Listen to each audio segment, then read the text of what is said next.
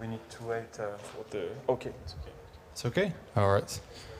I'll stand here. So, hello everyone. Welcome to Unlimited ERC20 Allowances Considered Harmful. A little bit about myself. I am a software engineer and I am currently doing contracting work for two companies called General Protocols and Truffle. And besides that, I work on a lot of different side projects, mainly in the Ethereum developer tooling space, including Truffle Assertions and Truffle Plugin Verify. And most relevant to the talk today, I created revoke.cash, which is a dashboard that shows all your ERC20 allowances. So a bit of an overview, what we're going to talk about today. First off, we're going to discuss what ERC20 allowances are, why unlimited allowances can be dangerous. Also going to look at some real-world case studies and some possible mitigations to the problems. So in the basics, what is an ERC20 allowance? So let's say we have this DAI smart contract, and Alice wants to allow Bob to take some of their DAI. Then what Alice can do is approve Bob, or send an approval transaction to the DAI contract that allows Bob to take Alice's money. Then Bob can send the transaction to the DAI contract saying they want to transfer the DAI from Alice to Bob. And because the allowance is set up, it happens. So in this sort of use case, you're probably wondering, that just seems like a very convoluted way to transfer money. But it gets a lot more interesting when it's not Alice and Bob, but it is users of a different smart contract. So for example, if you're using Aave and you want to deposit DAI into the Aave contract, then you will have to send an approval transaction that allows the Aave contract to take DAI out of your address and into the Aave smart contract. And similarly, if you want to make a swap on Uniswap, you also have to allow Uniswap to take your DAI so that they can take it out of your account and send it to the receiver or to the pool. And probably everyone who has used DeFi applications in the past has seen this before, where before making a swap on Uniswap, for example, you have to press this button that says, allow the Uniswap protocol to use your tokens. And it gives you a MetaMask pop-up that looks something like this, where it says that you're allowing them to spend your tokens. And if you click through, you might even be able to set a custom limit there.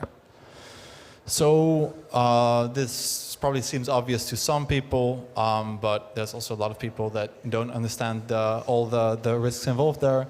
But if you're allowing someone or some contract to spend all of your money, then you're allowing them to spend all of your money. So that means if you're doing that to a contract that maybe has a bug and that bug gets exploited, then they can not only take the money that you deposited into the smart contract, but also the money that you didn't deposit and you have safely in your own wallet. So where in the case, for example, of Uniswap, if you're just swapping, like you never actually deposit any money, but you do give them an allowance. So there have been a few different cases of this happening in the past with some serious consequences.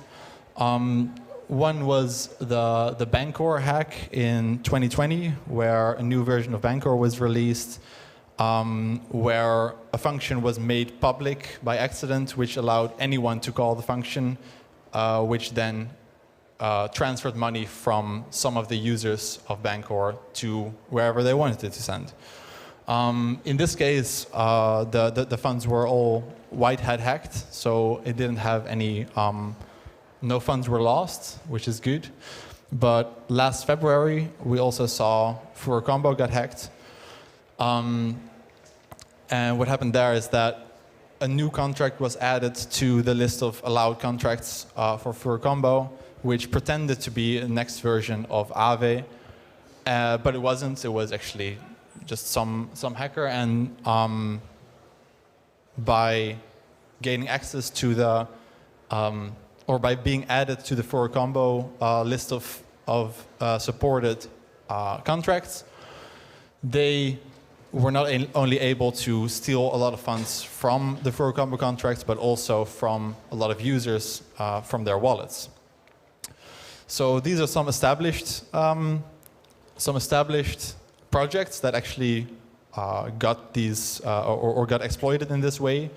But there are also some more malicious applications that are just set out to scam users, such as during DeFi summer of 2020. Of course, there were a lot of different shady projects that would allow you to farm like food-themed tokens. And also one of them was Unicats, which allows you to deposit your Uni tokens and then farm Meow tokens. Well, yeah, so that turned out to be a scam. And not only did they take the Uni that was deposited, but also the Uni that wasn't deposited. So if you think, if people would think that, you know, they're only depositing a small part of what they have to be safe, but then it turned out that, you know, they weren't that safe. So another question that gets asked a lot about this is hardware wallets. You know, if I have a hardware wallet, I should be protected. You know, nobody can get to my private key. But the thing with these kinds of exploits is that no one needs to get to your private key, because you're specifically telling the smart contract that they're allowed to take it from you. So even if you have a hardware wallet, in this case, that won't do anything. So what are some mitigations that we can do as developers or as users? So let's go over the developer side first. One thing that can be very effective to help protect your users against these kinds of exploits is either not requesting for an unlimited allowance, but instead asking for just the amount of allowance that is needed for the current transaction.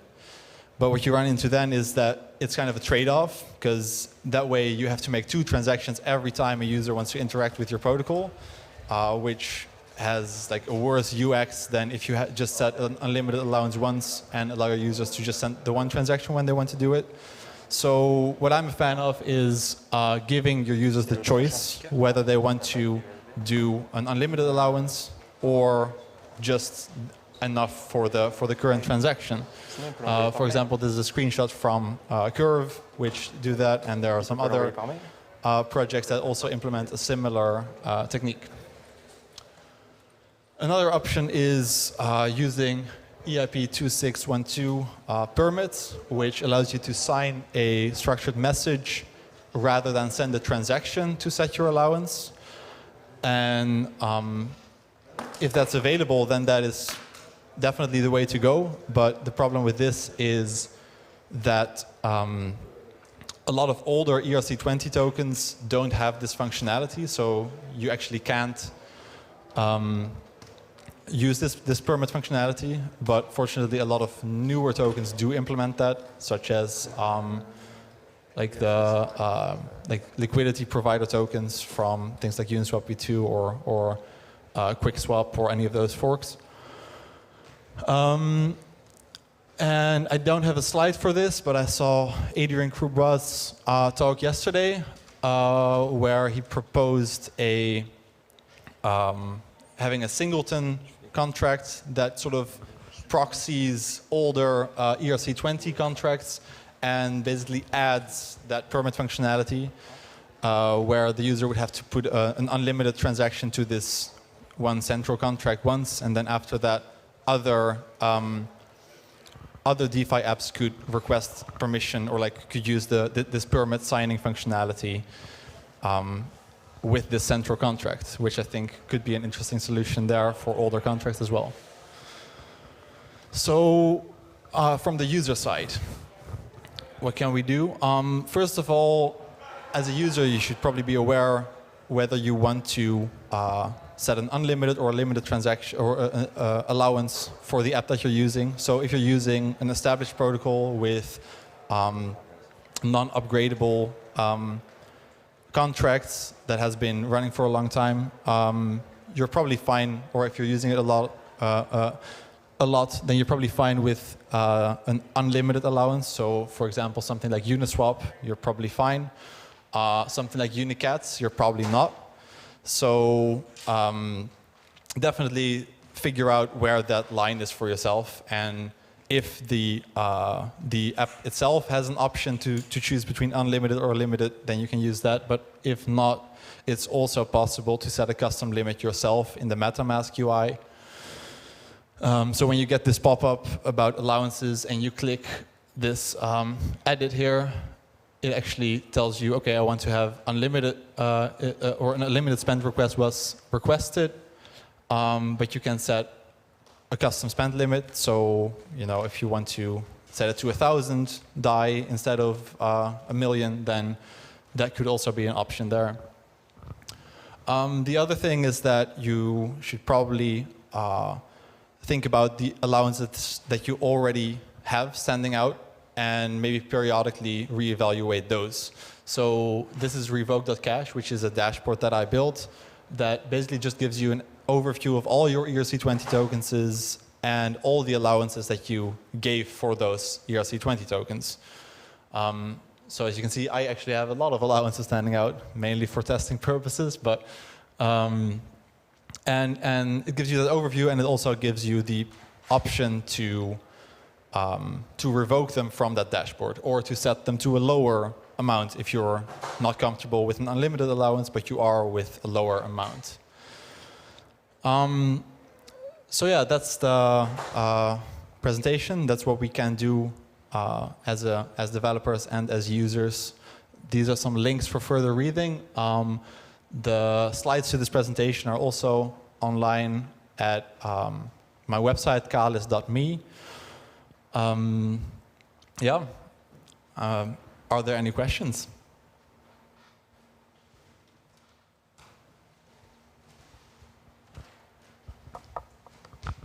Hey, Rosco. Thanks for the presentation.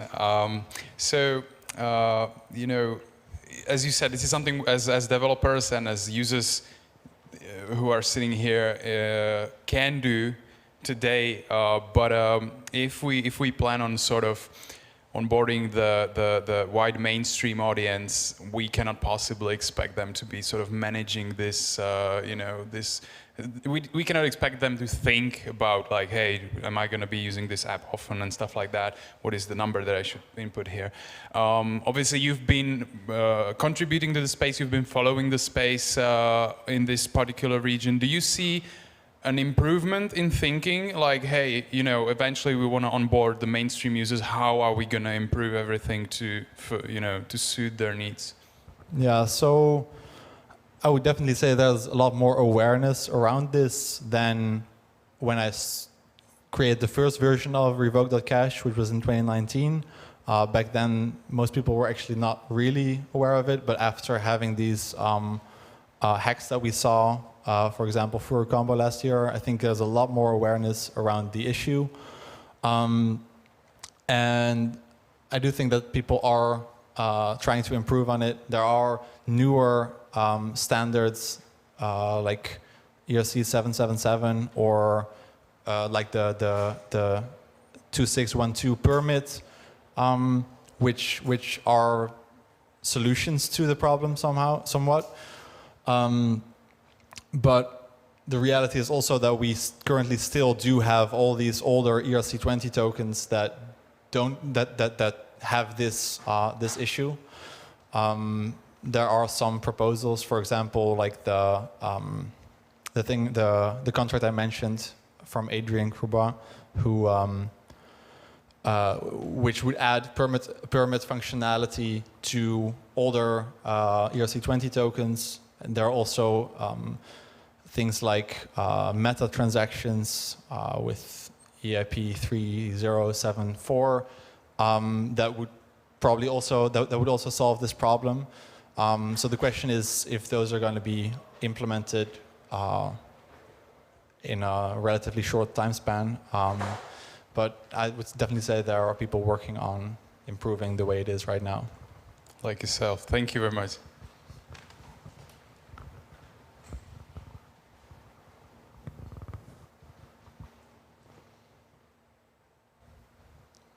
All right, if there's no further questions, then thank you all for your attention.